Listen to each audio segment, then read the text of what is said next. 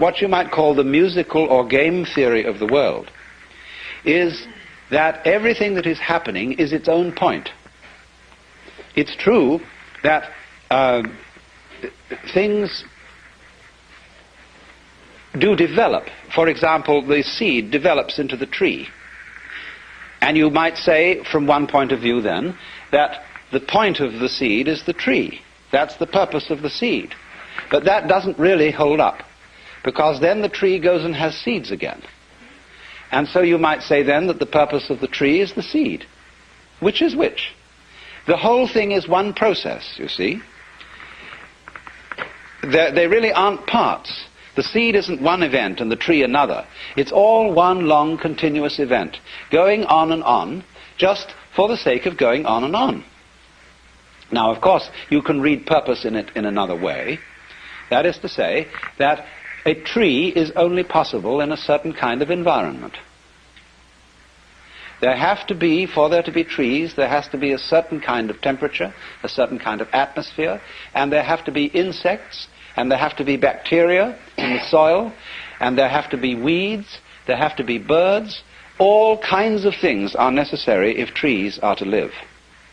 So you could say this is symbiosis, that the tree lives to look after the birds and provide them with perches, that the birds live to eat the worms which might destroy the roots of the tree, and so everybody lives to support everybody else. Well, the word to, or in order to, is not quite correct. It's a little clumsy.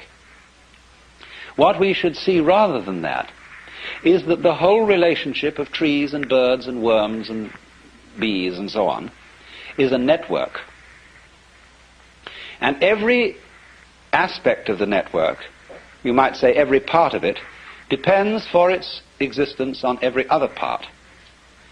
That means, you see, that the network as a whole is a single organism. Just as in your own physical body, and you call yourselves a single organism, there are billions of creatures of very different kinds, and they're all running around inside your bloodstream and doing their stuff. They're having battles, love affairs, all kinds of things, and this huge variety of stuff going on constitutes your life as an individual. And so in turn you are some kind of a little wiggle in some other sort of stream which constitutes a larger organism yet.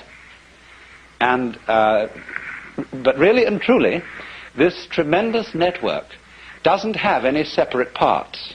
It's not like a machine. A machine is a lot of separate parts that are put together. Whereas this is different.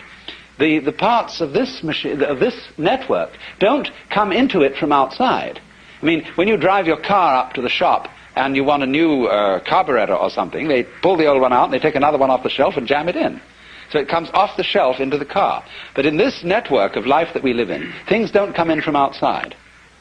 Everything that comes into it comes from inside, which is a giveaway that the whole thing is really one process, and it's all a game, because in the sense that it has no other object than doing what it's doing. That's the fun of it. But it plays, you see, parts. It varies itself. And in playing always involves a certain element of make-believe, that is to say illusion, and the word illusion is from the Latin ludere, to play. It involves the illusion of the parts being separate. And so then, there are these variety of games: the tree game, the beetle game, the butterfly game, the bird game, the cat game, the people game, the human game.